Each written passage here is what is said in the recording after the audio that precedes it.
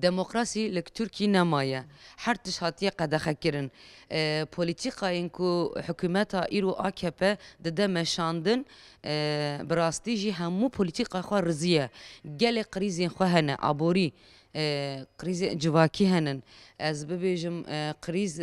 جبوکو ختمینه تی اعتباری خو لکردستان جی نمایه به سیاست خو ایرو یک تشکریه دست خو نجات پرستی پیش خستیه و نیارتیا کرداد که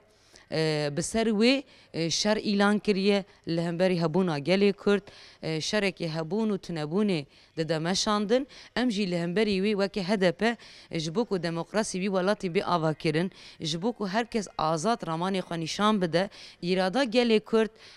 سیاسی نه دست سر کرن ام تکوشین دکنه پیشی هدفه دگرن اما انجام ناگره ایرو لکردستان جی لهمو ترکیه جی هدفه سکنا خو سیاست خو بویه مفتا دموکراسیه بویه هویه همو مروباهی و بطایبتی جی جنا حکومتا لترکیه براستی جی همو سالین ده سلاتارین کو بونه حکم لترکیه هر تم لسر چار خالا ایریشی کردا کرنه ناسنامه کردا ناس نکرنه زمانی کردی هر تم قدخه کرنه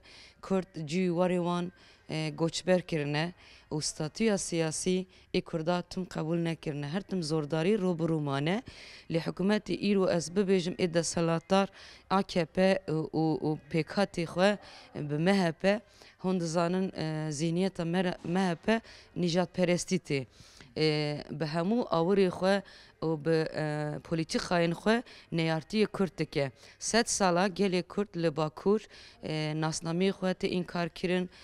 تکوشینا سیاست دموکراتیک به تحملی که هی چقاس دستکفتین شارداری مهبه پارلمانتری وان دخنه به هزاران قدر و انقدر سیاست ده بوکو کرد ده ترکیه ده سیاست بکن پیشیامان ده گرن هرو لپرسین لقدا سیاست ده و نوا جواکی ده لسر جنه کرد لسر سیاست آمده براندن هند زانن گلک چاران پارتین مین سیاسی جی هاتن قدقه کرن هاتن گرتن او جی سبب وی چی بو جبرکو انکار دکن برکو ناس ناکن و جبرکو هبون و تکوشینا گلی کرد تحمل ناکن دخازن کردین کو کوله کردین کو تنی جوان را خدمت بکن هنن ایدی کرد وی قلبی وی کراسی قبول ناکه و دبیجن ام بخوا دکارن خوا ریوه ببن به ایرادا خوا به تمثیلیتا گلی خوا د مجلسی ده و د سازین از بیج مدنی ده کمالین مدنی ده ام دخازن هبون خوا ورا بدن نشاندان او جی ایریش تنکرن هرو بنچاوین تنکرن گفن نجات پرستی لگل تنکرن جوانی ما دخازن جچاندا کردا دور بخنه بریا بشافتنه بریا تریاکی یعنی اوشتروجی و چاندا اصلا تاجیز و تجاویز کرنه نوا کردستانه ده به دست هیزن اولهی بدهان هیزن اولهی هون زانن هاتنه آوا کرن جبلی از ببیجم هزين أولهي هم تشكداري عسكري هنن هم بوليسن هم بريا قروجية همان دميجي از ببيجم uzman çavuş ava kirnen ev uzman pisporin uzman yani ne pisporin jî